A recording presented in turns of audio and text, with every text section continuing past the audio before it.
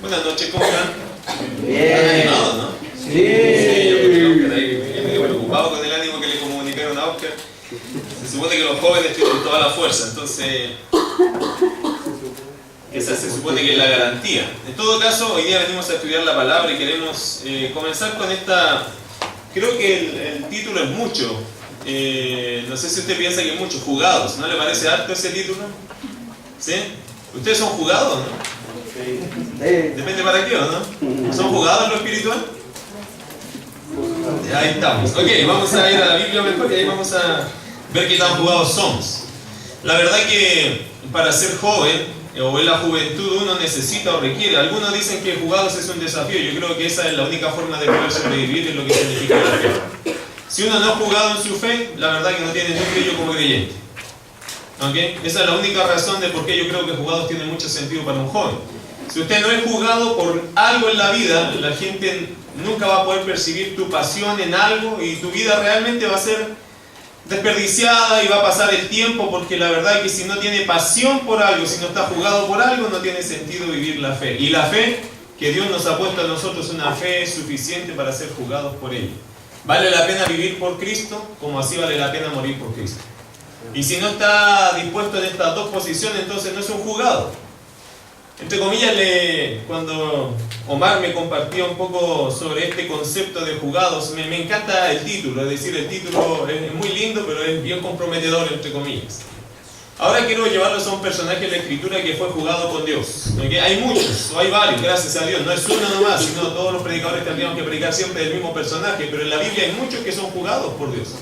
Quiero llevarlos a Isaías capítulo 6. Este estudio es... ¿Cuánto tenemos? ¿4? ¿5 horas? Isaías capítulo 6, por favor. Están con reloj, ¿no? ¿Sí? 40, 45, 30, 25. ¿Cuánto es lo que predican acá?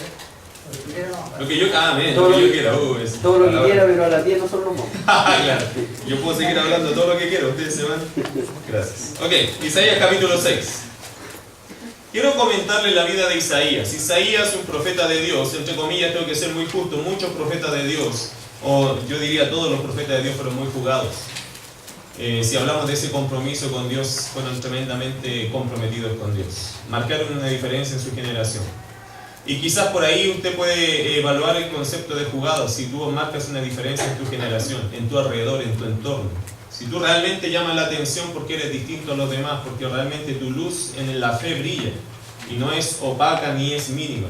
Ahí uno se nota inmediatamente si su vida es una vida comprometida con Dios, porque me imagino que el concepto de jugados tiene que ver con compromiso, pero también tiene que ver cuando uno llega a tener ese compromiso. Y antes de meternos a ese tema, vamos a leer un poco sobre este profeta Isaías. Mire el versículo 9 al 12. Mire lo comprometido que estaba Isaías con Dios. Dice, y dijo, Dios estaba mandando a Isaías, ¿cierto? Después que Isaías dice esa linda frase, heme aquí, envíame a mí. Después de esa frase, mire a dónde Dios lo está mandando. Dice, y dijo, anda y di a este pueblo, oíd bien y no entendáis. Ved por cierto, mas no comprendáis. Engruesa el corazón de este pueblo y agrava sus oídos y ciega sus ojos, para que no vea con sus ojos, ni oiga con sus oídos, ni su corazón entienda, ni se convierta, y haya para él sanidad. Paremos ahí. Le hago una pregunta, ¿usted se motivaría con esas palabras? Dios está enviando a Isaías ¿a qué? A que nadie se le convierta. Isaías está diciendo, yo voy, ¿qué tengo que hacer? Mira, anda y haz duros los corazones de la gente. Y la gente por ende te va a rechazar. ¿Usted estaría animado en un ministerio que está destinado a fracasar? No creo que esa sea la forma de llamar a gente para animar a gente, ¿cierto? Probablemente a usted le están diciendo, vamos a evangelizar, que la gente se convierta. Dios le está diciendo a Isaías, vamos a evangelizar porque nadie se va a convertir. Y te van a odiar. Isaías era un hombre comprometido. Ahora mire el versículo 11. Y yo dije, ¿hasta cuándo, Señor? Porque obvia la pregunta, no, Señor, bueno, que va a ser duro esto, pero ¿hasta cuándo? Mire lo que dice. Y respondió él, hasta que las ciudades estén asoladas y sin morador, y no haya hombre en las casas y la tierra esté hecha un desierto, hasta que Jehová haya echado lejos a los hombres y multiplicado los lugares abandonados en medio de la tierra. ¿Le da ánimo eso? Ok, Dios no quiere ser motivador, ok, quiere ser realista. Dios tiene un plan que cumplir. Dios no está pidiendo a alguien está motivado con esto. No, Dios está diciendo, hay alguien que está comprometido con hacer mi plan y no su propio plan. Ahora, ¿por qué Isaías responde con ese compromiso a Dios? ¿Por qué Isaías dice, heme aquí, envíame a mí, y Dios le cuenta el plan y él lo hace? ¿Por qué? ¿De dónde sale ese brote, ese fluir de compromiso de un hombre como tú o como yo? Bueno, tenemos que ir al capítulo 6, versículo 1, porque ahí comienza toda esta historia. ¿De dónde sale este corazón valiente de Isaías diciendo, Señor, yo voy, yo estoy aquí, yo lo voy a hacer? Heme aquí, envíame a mí. ¿De dónde sale esa frase tan potente y tan comprometedora y tan valiente de un hombre que sabía que después se le venía duro, sin embargo se iba a plantar ahí para jugar por Dios, para hacer la voluntad de Dios? Bueno, todo nace, todo tiene sentido porque Isaías vivió tres experiencias muy impactantes para su vida. ¿Cuáles fueron las 3 experiencias impactantes para su vida? Primero, vamos a ver el versículo 1. A mí me gusta predicar de un solo pasaje, así que no se preocupe, vamos a estar generalmente en este pasaje, pero para entender el versículo 1 tenemos que recorrer un poco de historia. Lea conmigo, por favor, la primera frase, o la primera línea realmente de este versículo. Isaías 6:1 dice, en el año que murió el rey Usías, vi yo al Señor. Ahí nomás. Isaías nos relata un acontecimiento histórico. El acontecimiento que Isaías nos relata es la muerte de Usías, el rey de Judá, donde Isaías estaba haciendo su ministerio. Isaías nos relata la muerte de Usías. ¿Y eso qué tiene de importancia? Entre comillas, esto fue más o menos en el año 739 a.C. Pero ¿qué tiene de importancia la muerte de Usías? Bueno, vamos, para que usted entienda la importancia que tiene la muerte de Usías, tenemos que ir a la historia. Vamos a Segunda de Reyes, por favor, 15. Segunda de Reyes, el capítulo 15. No sé a cuánto le gusta la historia. A mí, mientras más años pasan, más me gusta la historia. Porque yo entiendo que ahí está la base de lo que hoy día se cree, de lo que hoy día se vive. Y muchas cosas están en la historia y esas nos enseñan las bases. Entonces, sin historia usted no tiene bases. Usted solamente tiene argumentos presentes, pero la historia te da el fundamento. Ahora, en Isaías nos está citando la muerte de Usías, aunque en este pasaje Usías es llamado Azarías. ¿Okay? Después, cuando estudiemos los 2 pasajes, se va a dar cuenta. Todas las características apuntan a Usías, aunque el nombre de él acá es usado como Azarías. ¿Qué cosas, por ejemplo, son iguales que Usías y Azarías para que usted saque la conclusión por la observación bíblica? Bueno, la misma cantidad de años de reinado, comenzó a los 16 años, misma condición de muerte, la lepra, en el versículo 5 de 2 Reyes 15 sale eso. Mismo nombre de su sucesor, Jotam, que era su hijo, versículo 7. Mismo nombre de su padre, Amasías, versículo 3, y 2 Crónicas 26:1 usted lo va a comparar. Después vamos a comparar estos 2 pasajes y va a tener más sentido, aunque no vamos a retroceder a este punto. Quiero decirle que las comparaciones de los 2 pasajes obviamente dicen que Usías es Azarías. Ahora, mire la cantidad de años que reinó este rey llamado Usías. Versículo 2, Segunda de Reyes 15, versículo 2, dice, léalo conmigo si puede. Cuando comenzó a reinar era de 16 años y 52 años reinó en Jerusalén. El nombre de su madre fue Jecolías de Jerusalén. Una de las cosas que la historia nos muestra a nosotros es que Usías desarrolló un reinado extenso, 52 años. Si usted ha leído Los Reyes, se dará cuenta que no muchos, la verdad que muy pocos llegaron a tener una gran cantidad de años en el reinado. De hecho, hay algunos sorprendentes que han durado 3 meses.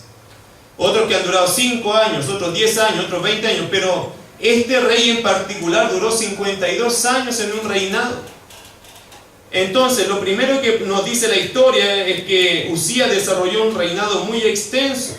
Y ese reinado fue la mayoría de su juventud, es decir, de los 16 años, reinó 52 años, es decir, él tomó la parte más joven de su vida para desarrollar este reinado. Por lo tanto, era un hombre con mucha fuerza, con mucho ímpetu, con mucha juventud. Por lo tanto, él aprendió muchas cosas. Usted sabe que cuando uno es joven aprende la mayoría de las cosas que le sirven para el resto de la vida. Y él aprovechó en esa instancia, esa fue la instancia donde él desarrolló su vida y su ministerio, su reinado. Ahora, la extensión de un reino, porque entre comillas después vamos a terminar de ver esa historia, pero la extensión de su reino, tanto tiempo que duró, le da a la gente, al pueblo, una sensación de tranquilidad y de estabilidad. ¿No te pasa eso cuando hay alguien que se mantiene? Bueno, no quiero hablar de mi gobierno, pero supongamos que el gobierno se mantuviera por años. Bueno, no sé si te da estabilidad, entre comillas, pero si fuera un reinado bueno, si fuera un gobierno bueno, y dura 10 años, 20 años, 30 años, ya es costumbre, ¿no? Ya es estabilidad. Por ejemplo, los hogares. Hoy día en la mañana compartía con un muchacho que me decía que él lamentablemente no creció con su papá. Y él me decía, pastor, yo una cosa siempre lo he hecho en mi vida, la inseguridad. ¿Sabe por qué? Porque no creció en un hogar estable. Quizás más de alguno acá ha nacido en un hogar destrozado. ¿Y sabe una cosa que vas a luchar? La inseguridad. Cuando esté de novio, no va a querer soltar a la novia y decir, ¿tú me amas? ¿Me amas? ¿Me amas? ¿Me amas? ¿Me amas? Sí. Porque es inseguro. ¿Por qué? Porque el hogar te mostró que el amor se puede ir. Si es una niña y está en esta situación, la niña va a decir, pero dime que me amas, pero dime que me amas. Yo necesito saber que me amas. Sí, ya te lo dije. Y el hombre, como somos tan románticos, ¿cierto? Sí, ya te lo dije. Pero ¿sabe por qué? Muchas veces es por su inestabilidad emocional, por la realidad familiar que a veces se nos ha dado cada uno de nosotros. Pero cuando tú creces en un hogar estable, con papás presentes, la gente que crece en esos hogares es bendecida. Porque tiene estabilidad emocional. No tiene miedo de que alguien se le vaya, no ha vivido esa experiencia del quebrantamiento familiar. Es decir, puede crecer sano. Un reinado de 52 años, permíteme decirte algo, que cría ciudadanos estables. Porque no está acostumbrado a grandes cambios en su vida, bruscos, sino que se mantiene esto. Por lo tanto, había una sensación en el pueblo, y en Isaías también, de estabilidad, de tranquilidad.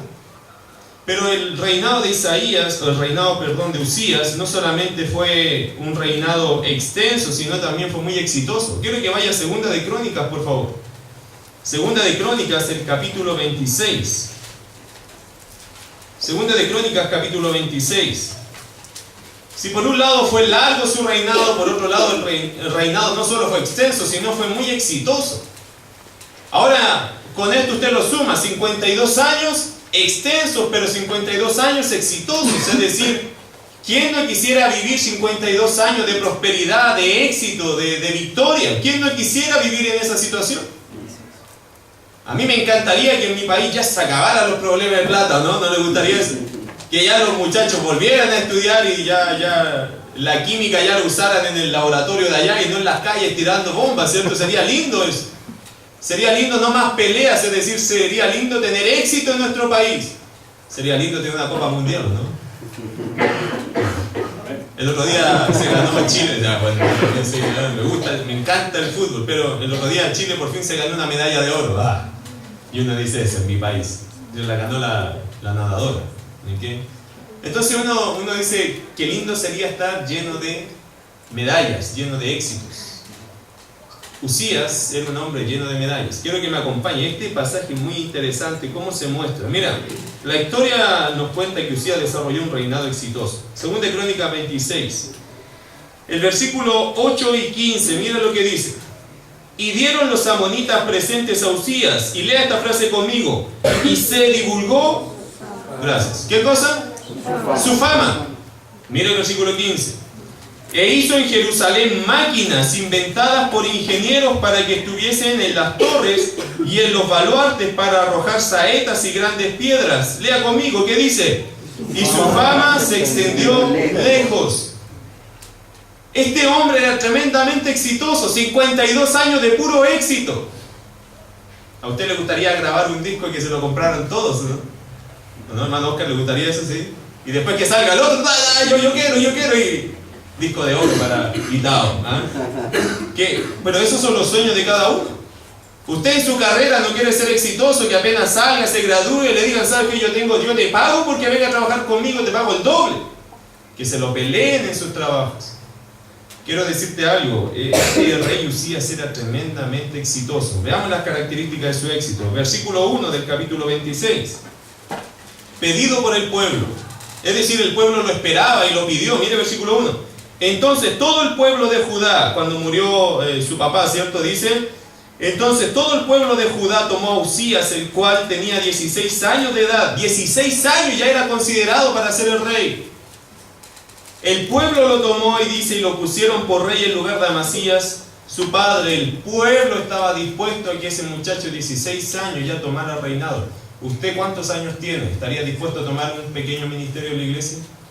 ¿Estaría dispuesto a tomar un pequeño cargo? ¿Estaría dispuesto a tomar un pastorado? No, se le ocurre, tengo 16 años. Apenas hago mi pieza y con eso. ¿Quién va a tomar responsabilidad yo? 16 años era rey. ¿Sabe cuál es el problema de nuestra juventud hoy día? Que creen que van a ser eternamente dependientes de alguien. Ese es el gran problema de la juventud.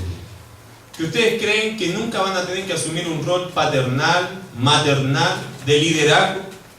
Yo temo un poco lo que viene en las futuras generaciones. A veces me asusta la falta de liderazgo y ausencia de liderazgo que hay en la vida de los jóvenes.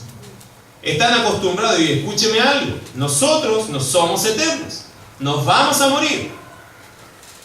Y a veces los jóvenes tienen esta expectativa como de Usías, que bueno, que el pastor es joven, tiene para rato todavía. Sí, pero usted no puede depender de un hombre, porque nosotros pasamos. Yo he notado a veces, y los padres también, los padres pasan. Tarde o temprano tu papá, tu mamá no va a estar ahí. ¿Qué vas a hacer? No me hable de eso, yo me colapso. Dios, más y más, y en tu edad Dios ya te está llamando a tomar compromisos. Tú no puedes esperar a que alguien muera para empezar a hacer algo. Tienes que estar preparado de antes. Este muchacho de 16 años ya estaba listo para decir, ok, aquí estoy yo. 16 años. ¿A qué edad es bueno comenzar un liderazgo? Mientras más pronto mejor. Es decir, ser líder de mi propia vida. Tomar las decisiones correctas.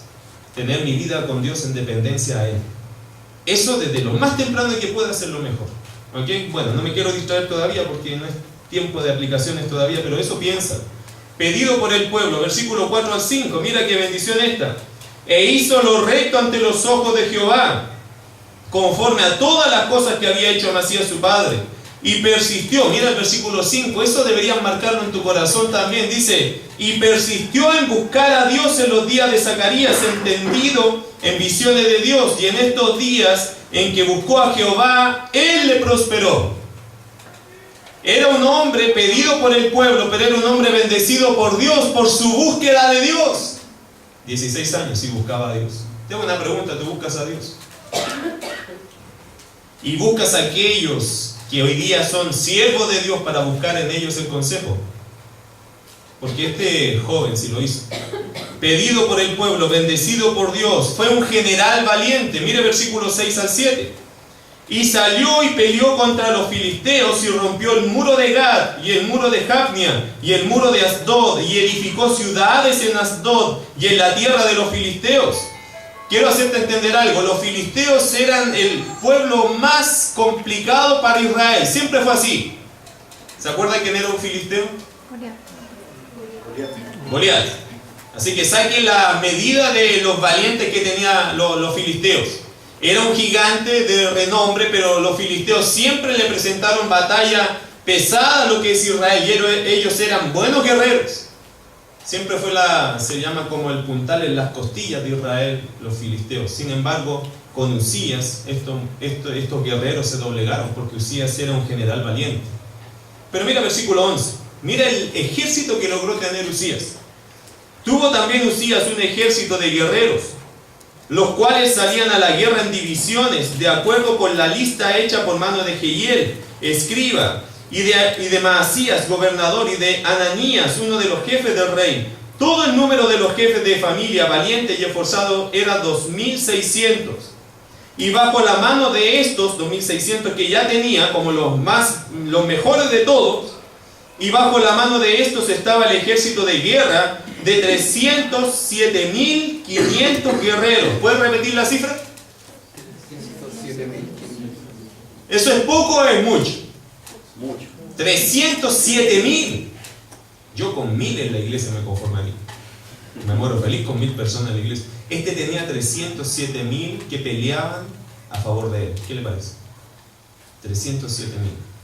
Y después, ¿qué dice? 307.500 guerreros poderosos y fuertes para ayudar al rey contra los enemigos. ¿Ve la seguridad? ¿Quién puede derrotar a ese macro grupo de guerreros? 52 años en paz, 52 años en éxito, prosperado, bendecido por Dios, un general valiente y otra cosa que quiero decir, era un ingeniero brillante. ¿Sabe que yo creo que este hombre, aparte que él era muy entendido, era muy sabio, porque él siempre buscó gente alrededor que fuera capacitada para llevarle un siguiente proyecto, un siguiente proyecto, un siguiente proyecto? Mire versículo 15. E hizo en Jerusalén máquinas. ¿Usted ha leído de otro rey que se dedicó a hacer máquinas? Este dijo, mira, está bueno el negocio. Voy a inventar, voy a vender máquinas, me voy a dedicar a otra cosa. Este hombre tenía tantas habilidades que él dijo, mira, a ver, ¿para qué vamos a tirar piedras con la mano? Mejor tirémoslas con máquinas y tiramos más grandes y hacemos diferentes volúmenes.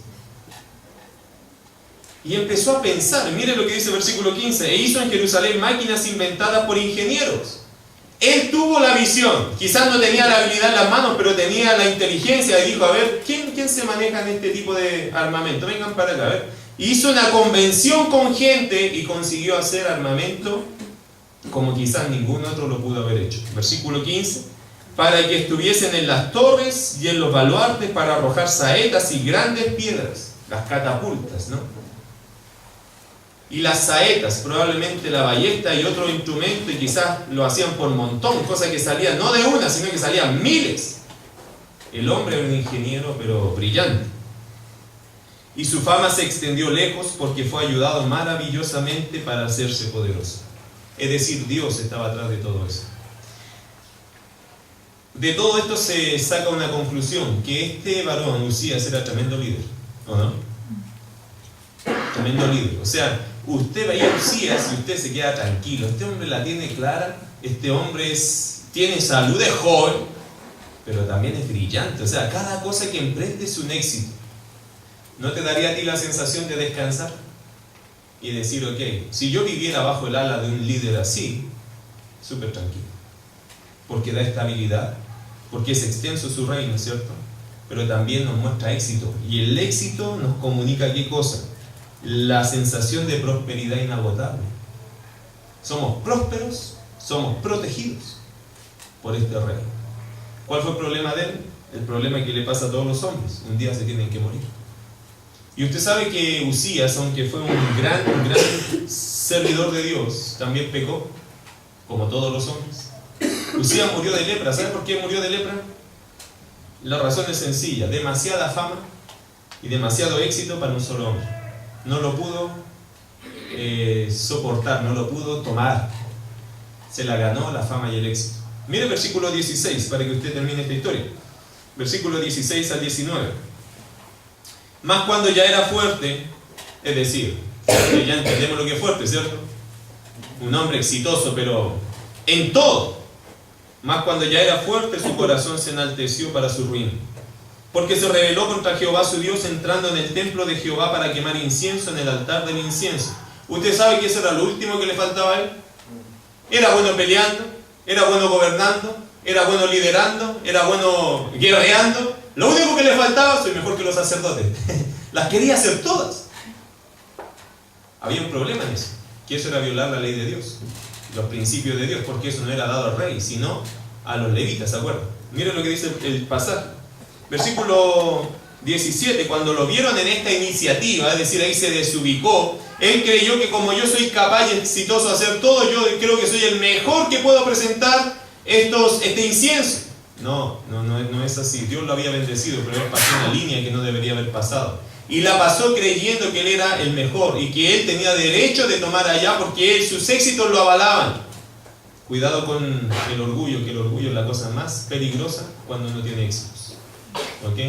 Los éxitos, mi querido hermano, hay que tomárselas, pero yo digo de guata en el suelo, con mucho humildad. Porque un éxito te puede llevar a un gran fracaso. Y a él lo llevó este gran éxito a un gran fracaso. Su corazón le jugó una mala pasada. Se creyó que tenía todos los derechos por su éxito. Versículo 18 al 17. Y entró tras él el sacerdote Azarías y con él 80 sacerdotes de Jehová, varones valientes. Y se pusieron contra el rey Usías. Esto tiene que haber sido muy complicado.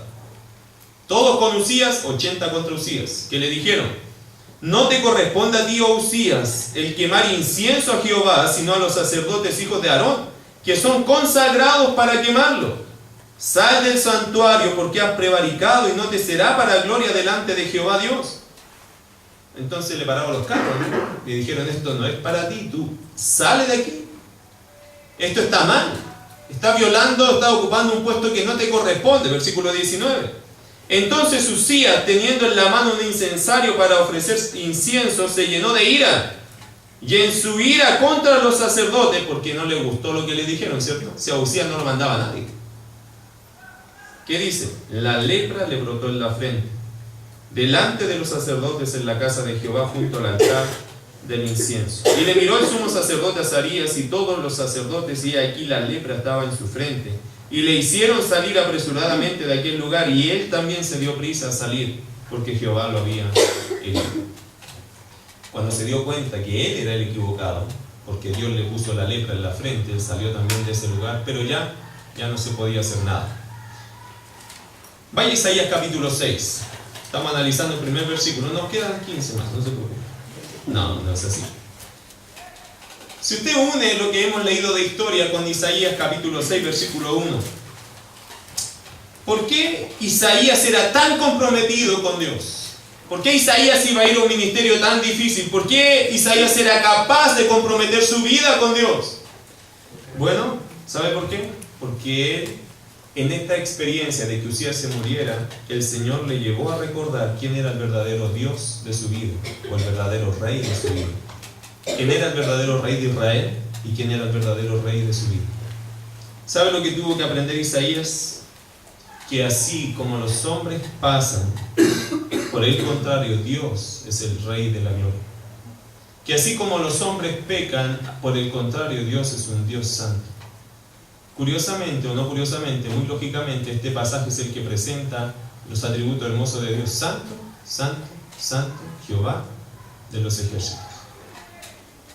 Isaías tuvo que reconocer algo en su vida, creo yo, recordar algo en su vida, que el verdadero rey de Israel es Jehová de los ejércitos. Y que el verdadero rey, donde uno debe poner su estabilidad, donde uno debe poner su fidelidad, donde uno debe poner su confianza, no son los hombres, es Dios. Le hago una pregunta: ¿dónde está tu confianza? Porque donde esté tu confianza, también ahí va a estar tu compromiso. Mucha gente hoy día se apoya: no, mira, yo voy a sacar mi carrera, ahí está mi confianza. No, tu confianza debe estar en Dios. No, mis papás me van a apoyar. Cuidado con sus papás, que sus papás no son eternos. Es Dios el que te va a sostener. ¿Usted sabe quién es el único que no pasa nunca y que es eterno? Ese es Dios. Y el único que es todopoderoso, el único que es Rey de reyes y Señor de señores, ese es Dios. Y el Dios de la eternidad es el verdadero Rey de Israel. Dice la Biblia que Dios pone el corazón del rey, lo inclina a lo que quiere, porque el corazón del rey está en la mano de Jehová. Es Dios el verdadero rey. Isaías tuvo que recordar que Dios era el verdadero rey de Israel, y que Usías, aunque era muy extenso su dominio, muy exitoso, él no es el verdadero rey de Israel. Dios lo usó a él, pero el verdadero rey de Israel es Dios, Jehová de los ejércitos. Ahora mira la descripción del rey verdadero. Versículo 2. Bueno, versículo 1 dice: vi yo al Señor sentado sobre un trono alto y sublime, y sus faldas llenaban el templo. Yo tuve la posibilidad de viajar a España hace unos años atrás. Y ustedes saben que en España hay reyes, ¿cierto? Tuve el privilegio de visitar la parte donde el palacio del rey. Hay una parte que te dejan visitar. No puedes tocar nada. Pobre que toques algo, te mandan preso en sus 20 años más o menos. Pero te dejan pasar por un pasillo bien marcado, mucho oro por todos lados. Usted no se imagina que es no sé si usted ha visto alguna vez un palacio, pero un palacio no es lo que uno se imagina por la tele, es una cosa pero horrorosamente rica. Un oro por todos lados. Había una habitación más grande, quizás como esto, una pequeña habitación del palacio como esto, toda bordada fue un regalo que le hizo el emperador de China al rey de España. Usted sabe que estuvieron trabajando años bordando todas las murallas, bordando, para entregarle ese salón, como diríamos nosotros, ¿cómo se llama esta cosa cuando uno le pone decomural? Esa idea, pero todo en género bordado. Gente dio su vida para terminar esa pieza. Era horrorosa el esplendor que había ahí. Pero una cosa que yo aprendí en este viaje fue que el rey de España dice lo siguiente: mientras yo esté parado al lado del trono, yo voy a decir cosas al pueblo y el pueblo tiene que escuchar. El presidente, porque también tiene este sistema de presidencia, entonces el presidente puede hacer todo lo que quiera, gobernar, ¿cierto? Pero el rey se para al lado del trono. El día que el rey se siente en el trono, ese es el día que el rey toma el control. Me llama mucho la atención la política de los reyes, porque el rey se sienta en el trono y él dice: yo estoy a cargo ahora, yo mando, y lo que él diga se hace. Esa es la política que hay. ¿Qué dice el versículo? Vi yo al Señor sentado sobre el trono, en dominio, ¿o no? ¿Quién es el que manda? Dios. Después, ¿qué dice? Y su en un trono alto y sublime. Y esto del trono alto y sublime significa el reflejo del Dios Altísimo, más allá de los hombres, más allá de nuestra realidad. Es el Dios Altísimo. Sus faldas llenaban el templo. Esto se refiere al borde de su túnica gloriosa. Probablemente el templo acá no está hablando del templo que Isaías probablemente podría estar, el templo físico, sino el templo o el trono de Dios. Por lo tanto, la visión que Isaías está teniendo es una visión gloriosa de que solo sus faldas cubrían todo. El esplendor de llenarlo todo ese lugar con su gloria. También dice que estaba en compañía de serafines. ¿Qué son los serafines? Bueno, a mí me encanta la angeliología como parte de mis doctrinas acá en la facultad. Orden de criaturas celestiales. Pero mira qué curiosas estas criaturas. No sé si usted alguna vez los ha estudiado. Ojalá que sí. Dice, versículo 2: por encima de él había serafines. Cada uno tenía 6 alas. ¿Para qué quieren 6 alas? Aquí está la explicación. Con 2 cubrían sus rostros. Estas alas que cubrían sus rostros dicen que no se atrevían a mirar a Dios directamente. Dios es demasiado glorioso, lleno de majestad. Protegían su propia vida por no mirar la gloria de Dios plena.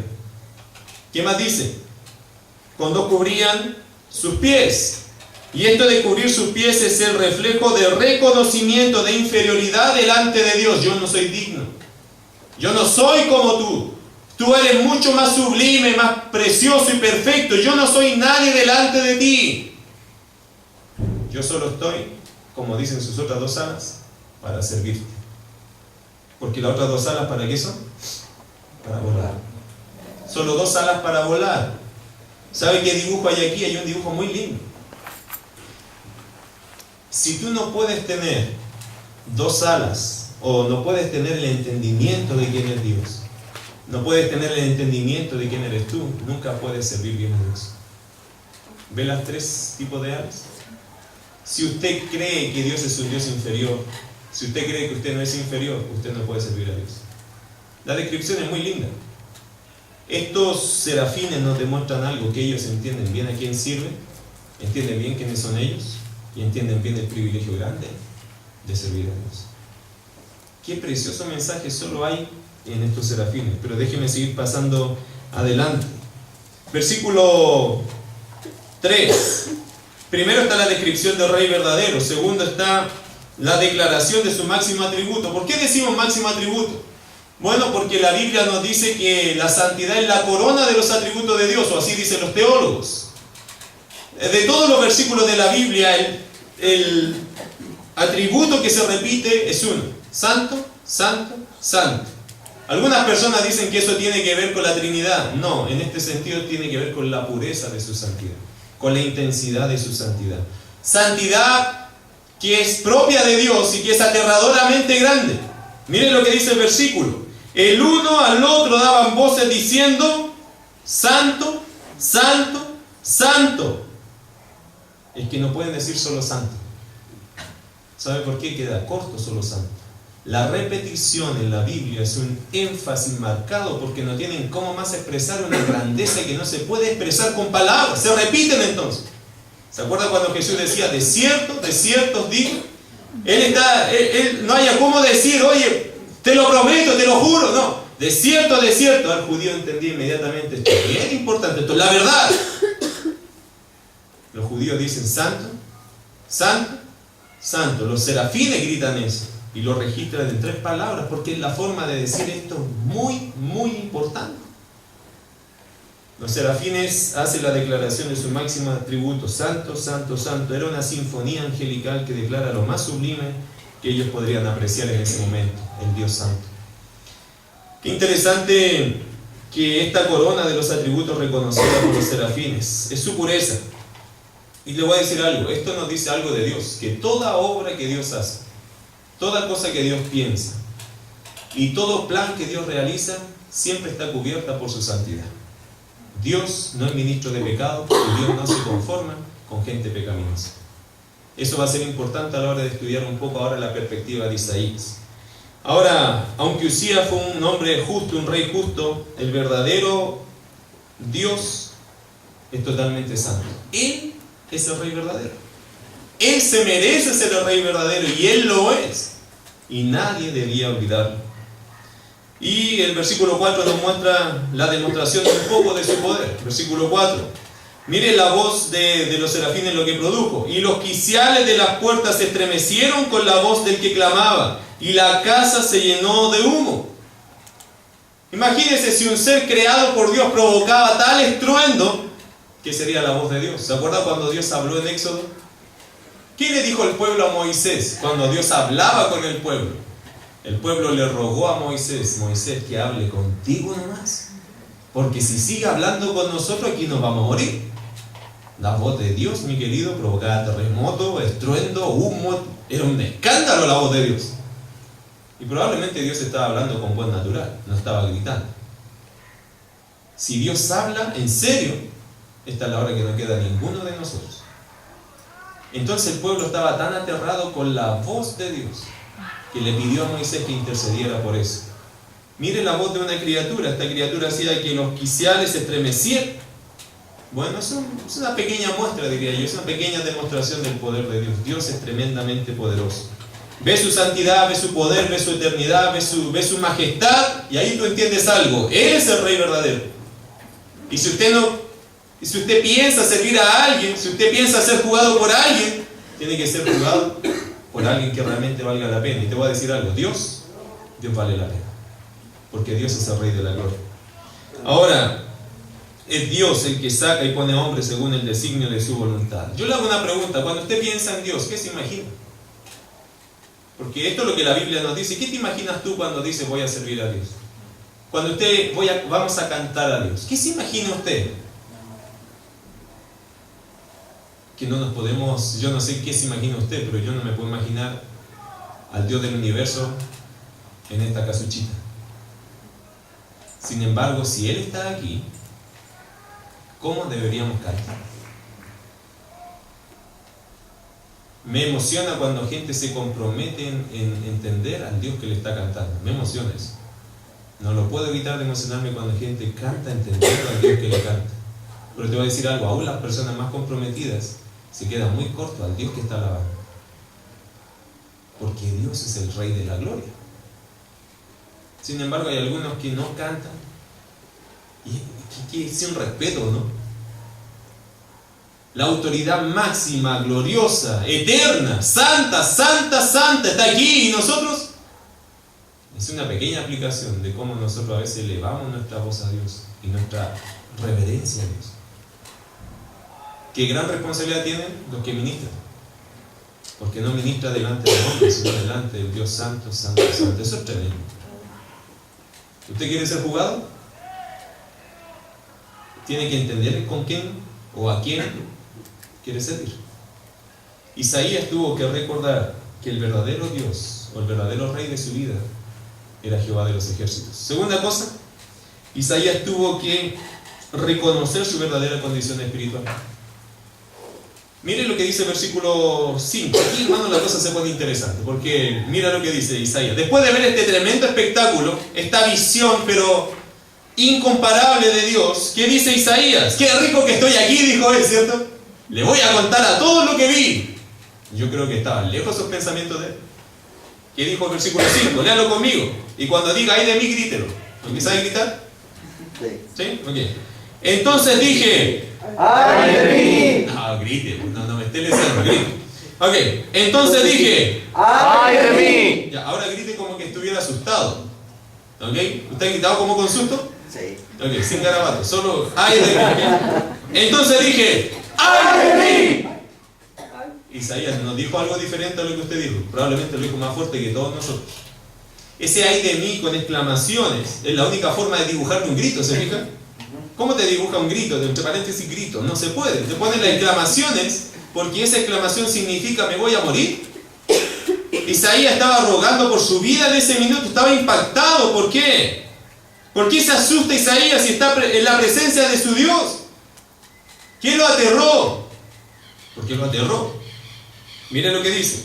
Entonces dije, ay de mí, que soy muerto. Él ya se veía en la tumba. ¿Por qué? Por ver a Dios. Qué curioso. Toda la gente hoy día dice, yo quiero verte, cara a cara. Hermano, usted no sabe lo que está pidiendo. Usted no tiene idea de lo que está diciendo. Yo quiero verte. ¿Escuchás esa canción? ¿Está seguro que lo quiere ver? ¿Está seguro? Moisés vio la espalda, no se le quitó más el brillo del rostro. Isaías lo vio cara a cara y él se quería morir. Daniel vivió una experiencia parecida y cayó postrado sin fuerza. ¿Usted está seguro que lo quiere ver? Dios es mucho más de lo que tú y yo podemos imaginarnos. A veces pedimos lo que no queremos recibir. Es como cuando le dice a Dios, Dios, muéstrame mis pecados. Oh, y prepárese. Saque una lista, un cuaderno lleno, porque se te va a llenar ese cuaderno. Un cuaderno grueso traiga. Porque cuando Dios confronta a la gente y se enfrenta con la gente, Dios es impactante. A nadie se le olvida el día que Dios habló a su vida. Porque Dios es impactante. Dios deja huella en el corazón de la gente. Si no ha dejado huella en ti, haz la pregunta. ¿Realmente Dios se ha encontrado? Yo me he encontrado con Dios. Porque Dios deja huellas, deja marcas en la vida de la gente, que son imborrables e inolvidables. ¿Se acuerda el día que usted conoció a Jesús? Esa es una marca imborrable, inolvidable. El día que el Señor llegó a nuestras vidas, que nos mostró nuestro pecado, que pudimos rendir nuestro corazón al Señor. Ese día no se borra. No importa si no se acuerda la fecha, pero ese día, ese evento, esa experiencia, eso no se olvida nunca. Uno sabe el día que estuvo en contacto con Dios. Bueno, mire qué interesante esto. Ay de mí que soy muerto, porque siendo hombre inmundo de labios y habitando en medio de pueblo que tiene labios inmundos, han visto mis ojos al Rey Jehová de los ejércitos. Primera cosa, Isaías tuvo que reconocer o recordar que Usías no era su rey, sino que el rey verdadero en su vida era Jehová de los ejércitos. Pero eso lo llevó a otra cosa a Isaías, lo llevó a reconocer su condición espiritual. Le hago una pregunta, cuando usted lee el versículo 5, ¿usted cree que Isaías era un creyente carnal? Como si lo supiera, ¿cierto? Pero usted, imagínense qué hay de esos carnales. ¿Usted cree que Isaías era un creyente simple en su vida, que no hacía su devocional? Que no oraba todos los días, que no dependía de Dios, que era medio rebelducho y que justo lo pillaron mal parado, justo no oró ese día y Dios se encontró con él y por eso él le está diciendo esto?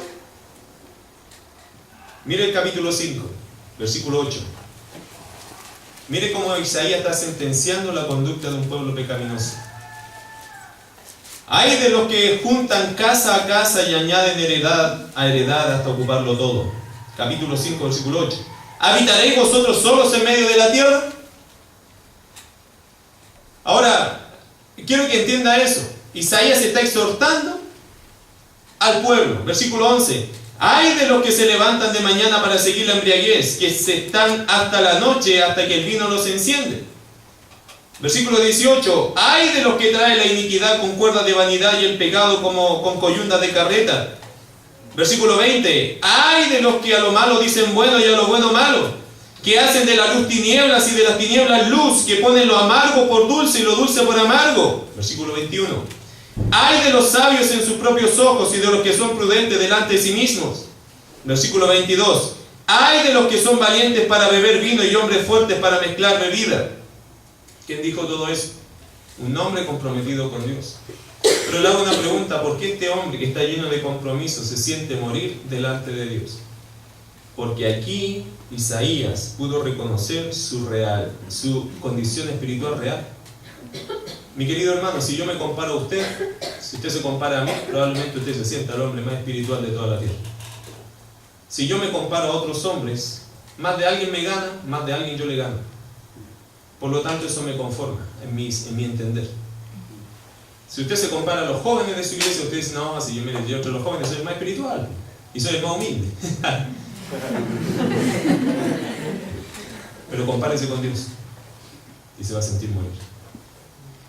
En Marcos capítulo 7, no lo van a buscar porque ya el tiempo, a mí se me fue el tiempo ya, pero en Marcos capítulo 7 nos menciona algo interesante el Señor Jesús.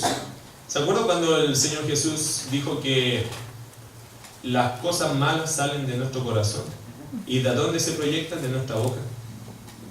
Isaías dijo lo siguiente: ay de mí que soy muerto, porque siendo hombre inmundo de labios. Y sabe que la idea de inmundo de labios acá es la idea de que no es lo externo, sino que lo que tengo acá adentro no es suficiente. Está mal con Dios. Porque lo que sale de la boca es lo que refleja lo que tengo ¿dónde? En mi corazón. ¿Se acuerda del versículo ese, cierto? De la abundancia de la boca, o de la abundancia del corazón, habla la boca. Ese es el versículo. Ahora, Isaías estaba analizando esto diciendo: yo externamente y yo como siervo de Dios hago el trabajo de Dios, pero delante de Dios a mí me falta mucho. ¿Qué soy yo delante de Dios? Y él tuvo que reconocer que quizás en mucho de su vida de servicio él olvidó de compararse con Dios y de mirar a Dios cuando está sirviendo y no a los hombres. Cuando uno mira a los hombres no se conforma, tenga cuidado con eso. Cualquiera de ustedes se podría creer muy espiritual porque mira a los hombres, pero cuando tú miras a Dios tú entiendes que tú no eres digno. ¿Qué dijo el apóstol Pablo? Capítulo 7 de Romanos: ay de mí, miserable de mí, ¿quién me librará de este cuerpo de muerte? ¿Por qué?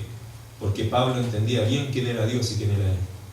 Isaías, por todo lo que vivía el pueblo, él decía: bueno, yo soy espiritual y estos son carnales. Pero cuando se encontró con Dios, él tuvo que reconocer que su condición espiritual no era lo digno delante de Dios. Así que, mi querido hermano, Isaías tiene que lamentar porque él sabía que dentro de su corazón y delante de Dios él estaba desnudo y decía: mi condición espiritual no es buena delante de Dios. Mi querido hermano, ¿cómo está su condición con Dios? Sea muy honesto con usted. Justo en el auto venía escuchando a Marcos Vidal una canción que no se la había escuchado nunca, que decía: ¿has pensado cómo estás con Dios? ¿Puedes ser honesto diciendo si realmente estás viviendo para Dios? ¿Puedes ser honesto diciendo que estás orando y leyendo la palabra todos los días? ¿Puedes decir eso honestamente? ¿O tendrías que admitir que no estás así de bien con Dios y te dedicas a criticarlo, a no entender? Interesante la letra, me encantó. Es un ministerio que hace él muy lindo. Y yo pensaba: bueno, ¿cómo estoy yo con Dios? Porque entre comillas a veces uno aprende esos temas y dice: oh, este tema es para el hermano Alex, le queda de mí. No, es para mí, no es para los demás. Usted, pensando en usted, ¿cómo está su condición delante de Dios? No me venga a decir delante de la gente, porque ya le dije que delante de la gente más de alguien se encuentra bueno. Y a veces no anima la vida espiritual de otros, pero delante de Dios, ¿cómo está su relación? ¿Cómo está su condición espiritual? Isaías tuvo que reconocer, o pudo reconocer delante de Dios su condición espiritual, que no era lo que él sabía que tenía que ser. Y eso a Isaías lo llenó de temor. Sin embargo, Dios trató con ese problema de Isaías. Dios es bueno, ¿cierto? Mire, cuando uno se humilla delante de Dios y reconoce su condición, Dios trabaja con los corazones que reconocen su deficiencia. Ojalá que este tiempo que estés acá te ayude muchísimo a reconocer delante de Dios tu condición. Porque cuando uno lo reconoce con humildad, con temor, con miedo delante de Dios, Dios trabaja con nuestros corazones. Mira el versículo 6. Y voló hacia mí uno de los serafines, teniendo en su mano un carbón encendido, tomado del altar con unas tenazas, y tocando con él sobre mi boca. Y eso es como purificar el corazón, ¿cierto? Buscando el mismo dibujo. Dijo, he aquí que esto tocó tus labios, y es quitada, ¿qué cosa? Tu culpa. Y limpio tu pecado. ¿Se fija que Dios eso es lo que quiere? Si bien es cierto, en la presencia de Dios nosotros quedamos desnudos, atónitos, temerosos, asustados, miedosos, como pequeña pulga de mar, y le decimos, Dios, mi condición es terrible delante de ti, y Dios dice, ok, pero yo te puedo ayudar. Y Dios tiene todos los recursos para perdonar nuestros pecados y limpiarnos de toda maldad, si confesamos nuestros pecados. Dios está más preocupado, y esto es lo que yo quería partir diciendo, pero se lo digo ahora. Dios está más preocupado del obrero que de la obra. Queremos ganar almas, sí. Pero ¿cómo vamos a ganar almas si nosotros no somos un buen ejemplo para Dios? Qué triste y frustrante es entrar a una iglesia que alguien me dijo Dios te ama y después entro a esa iglesia y nadie me saluda. Qué triste es decir, sabes que Dios cambia vida y después te ve a ti con un cigarro, con un copete en la mano, en un carrete. Ah, si yo te vi a ti, yo te revertí un tratado, un volante. Ah, qué interesante. Se supone que de eso Dios me quiere sacar. Qué frustrante es eso. Qué chocante es para un incrédulo observar que aquellos que le dicen cambia tu vida, nunca han cambiado. Por eso Dios está más preocupado del obrero que de la obra. La obra se va a hacer bien cuando hay un buen obrero. Un obrero rendido a Dios. Y un obrero que entiende que tiene pecado y que busca en Dios el perdón de pecado y que cuida su vida para no andar en pecado. Terminamos con esto, versículo 8. Isaías tuvo que recordar quién era su verdadero rey.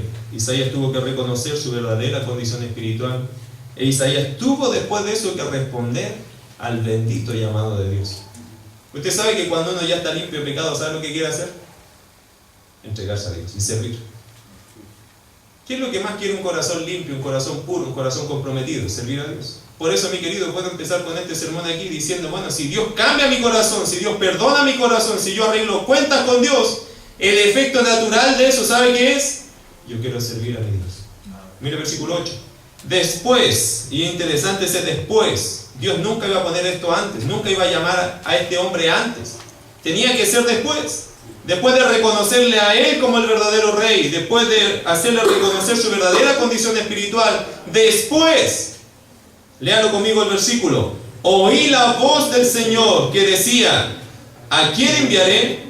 Y lo está leyendo, ¿no? Sí. Lo está leyendo nadie. Ya, vamos a leerlo de nuevo, el 8. Este es importante, ¿ok? Después oí la voz del Señor que decía, ¿a quién enviaré? ¿Y quién irá por nosotros? Entonces respondí yo, heme aquí, envíame a mí. ¿Sabe que él tuvo que responder? El Señor solo hizo la pregunta.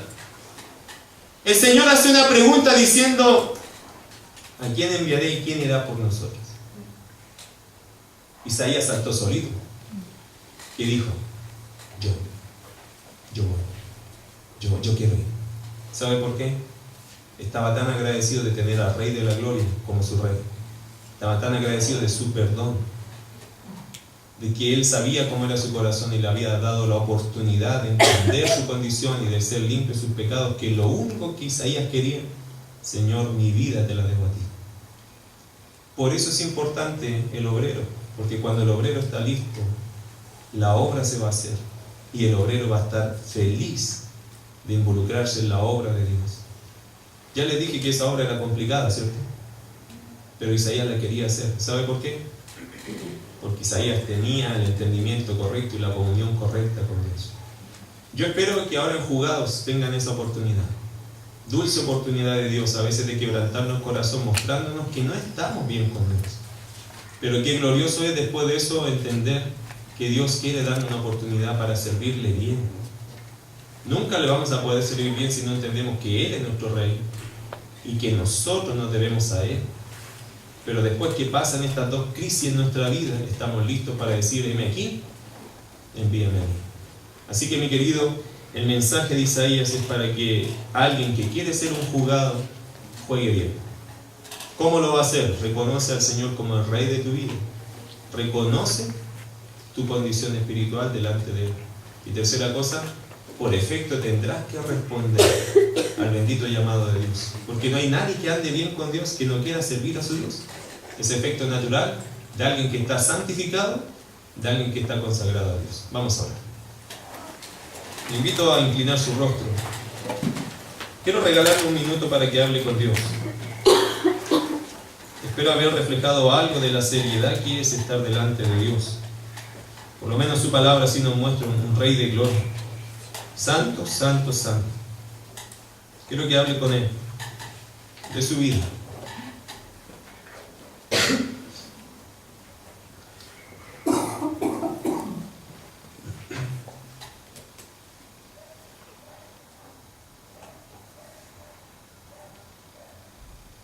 Alexis, ¿puedes venir por favor un momentito? Siempre pido en el fin de un estudio una pequeña pieza musical. Solo quiero que oren al Señor y le pidan su ayuda, su fuerza. Es buen tiempo de decirle, Señor, ayúdanos o ayúdame. Este es buen tiempo para decir, Señor, si nos trajiste a este lugar, por algo nos trajiste. Quiero que hable con Dios. Ponga las palabras suyas en la presencia del Señor.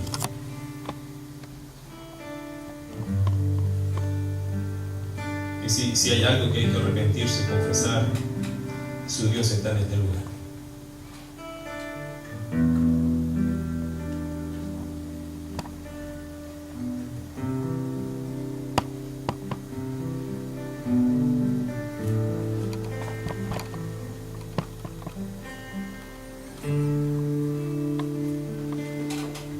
Jesús dijo que los que a Él vienen, Él no los echa fuera. La palabra dice que si confesamos nuestros pecados, Él es fiel y justo para perdonar nuestros pecados y limpiarnos de toda maldad. Es buen tiempo para preocuparse en nuestras vidas hoy. Hoy sea egoísta. Hoy piensa en usted, para que arregle sus cosas con Dios. A veces servimos en muchos sentidos, en muchas áreas, pero Dios está preocupado de ti ahora. Prioridad hoy es preocuparse de cómo estoy con Dios. Elías una vez se encontró en un altar de Jehová arruinado. Fue triste para él. Todos corrían en otros altares, pero cuando él fue al altar de Jehová, ese estaba arruinado. ¿Cómo está su altar personal? ¿Cómo está su vida espiritual con Dios? Todos tenemos que enfrentar esa pregunta, y es bueno hacerlo en esta hora y agradecerle al Señor por darnos la oportunidad. Señor, te doy muchas gracias. Gracias por darnos este tiempo especial. Gracias por tu palabra bella, hermosa, Señor, y permítenos vivir en ese compromiso alto. Realmente, Señor, buscando tu voluntad de servirte a ti. Te agradezco por estos jóvenes, Señor, que han logrado convocarse en este lugar. Te pido, Dios, que los uses y que uses tu palabra y tu poder para que de este lugar salgan transformados realmente, Señor, con ese propósito espiritual que los líderes tienen, llenos de ti, dispuestos a ser jugados para la gloria tuya. Gracias porque Isaías, Señor, fue un hombre jugado por ti, pero fue porque reconoció que Él era el rey de su vida, porque también reconoció su condición espiritual y porque, Señor, aceptó con gozo, respondió a ese precioso llamado. Si no pasan estos tres pasos, Señor, sin duda el que te sirvamos no tiene mucha importancia a tus ojos. Por eso te pido que les dé gracias a estos jóvenes, para que en su vida hoy y hasta que tú les tengas en esta tierra puedan ser jugados para ti. Te alabo, Dios, en el nombre de Jesús. Amén. Que Dios los bendiga, jóvenes. Ha sido un privilegio grande para mí compartir con ustedes. Gracias, Dios.